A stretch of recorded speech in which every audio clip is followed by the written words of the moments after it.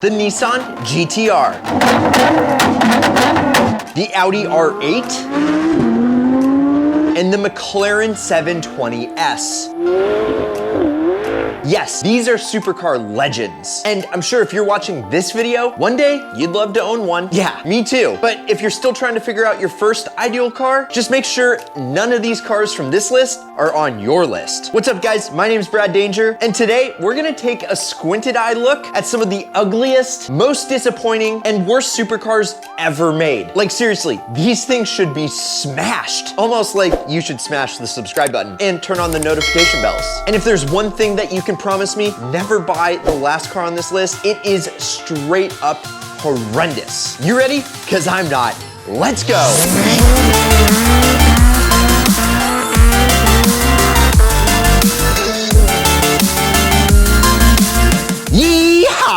Audible, thank you for sponsoring today's video. And if you're like me and you don't really like reading, but you're big on personal growth, well then Audible should be your secret weapon. They have a huge selection of audiobooks and more. And the best part is you can take them on the go because you can download them and listen to them on any device. So to see the special offer, click the link down in the description and start listening today. Oh, what, it's free to start out? Well, click down there. It's free to start. Again, make Audible your secret weapon. Let's go. Growing up, I used to love Back to the Future. Us boomers all did. Wait, I'm not that old. And the star of that movie, other than the hoverboard, was the DeLorean DMC12. And as a kid, that thing was a total supercar in my eyes. I mean, it went 88 miles per hour. That was above the speed limit anywhere. And that's extremely fast to kids. Sold in the USA for only a few years, from 1981 to 1983, this rear-engine sports car was hyped up upon its release. However, it felt pretty short of expectations, especially in the performance department. When you look at those angular body lines and those gull wing doors, you gotta be thinking that this thing is fast, but you would be dead wrong. Like seriously. Equipped with the 2.8 liter V6 that made a measly 130 horsepower, this thing is more like a snail than a spaceship. Sorry, no flux capacitor here. And when you're ready to shift gears, it's paired with a 3-speed automatic transmission, which helps this thing limp from 0 to 60 in 10 seconds. Totally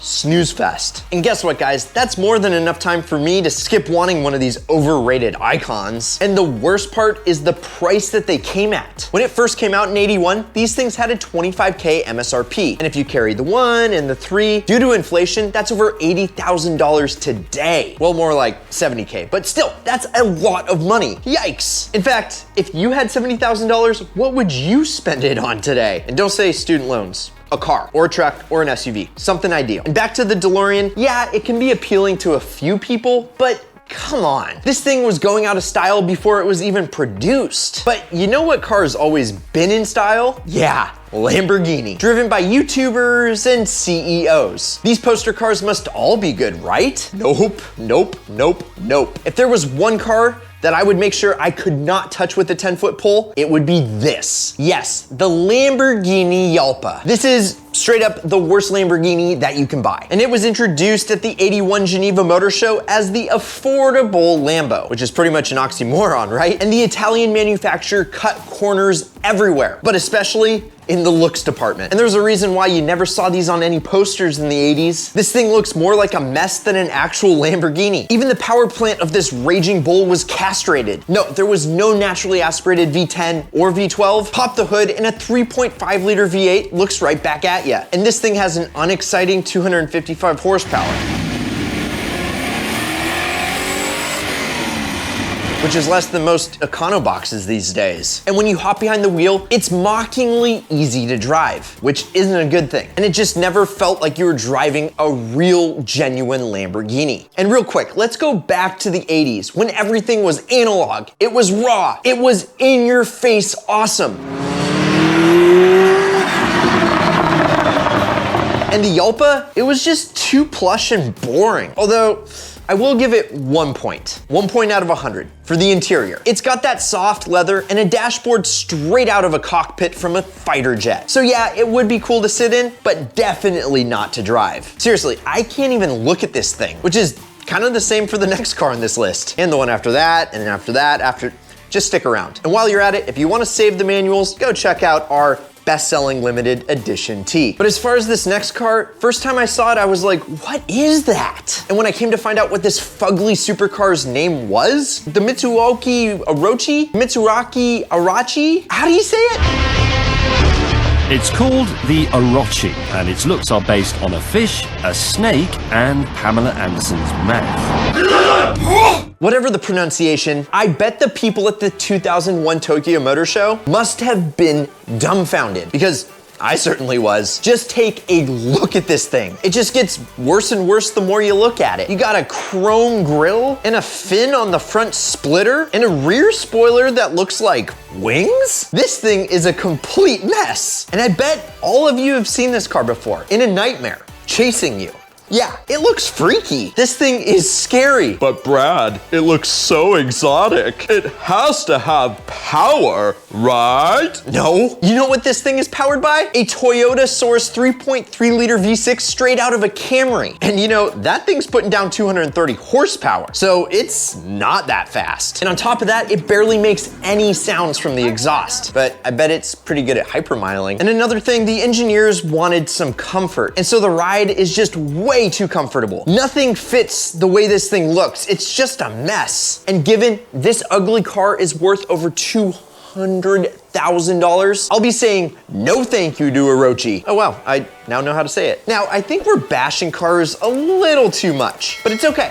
It's okay, because the next car on this list, it's a Jag. The Jaguar XJ220 set high expectations when its concept debuted. The supercar was put on the showroom floor back in 1988 at the British International Motor Show, and there was a lot to like. You know, things like a 6.2 liter V12 in the engine bay, and the whole thing was encased in glass, and Jaguar promised that this cat would come out to play. Yeah, it would deliver over 500 horsepower to all four wheels, which would have made it one of the fastest production cars of all time. And this thing was slithery smooth. And that can mean one thing and one thing only: speed, baby. And here's what's actually pretty crazy. People at that 1988 auto show left the Ferrari F40 to see this thing. And the reason that I'm using past tense here is the concept car that was promised into production wasn't exactly what Jaguar released. Yeah, when this car was released in 1992, owners were saddened to see a measly twin-turbo V6. And the worst part about it was that it was just rear-wheel drive, not all-wheel drive like they promised. I mean,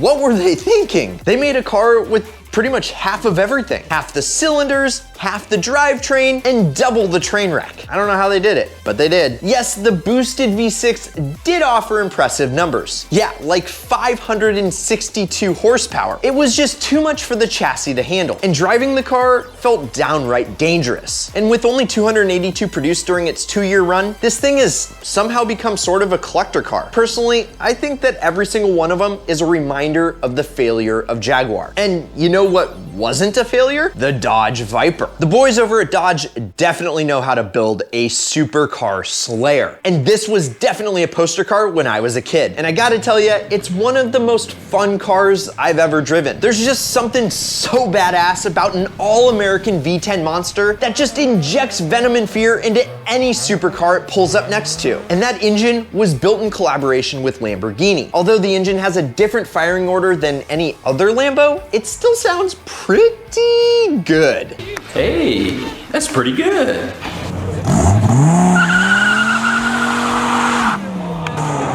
Yeah, these cars just beg to be pushed to the high note, but don't give in to that temptation, because until recently, these things were just death traps. With the 8-liter V10 pushing over 400 horsepower to the rear wheels, and with zero nannies like ABS, traction control, and heck, even roofs were optional, these things were straight up dangerous. And it was only up to the nut behind the wheel to keep these things on the road. And us mere mortals, we kind of need a few of those aids to drive this thing fast.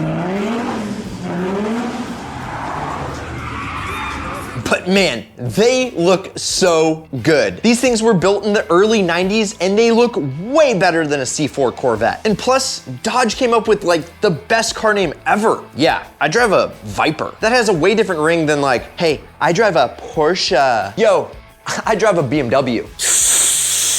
Bro, I drive a Subaru. No, seriously, get that all out of here. I drive a Viper. Yeah, baby.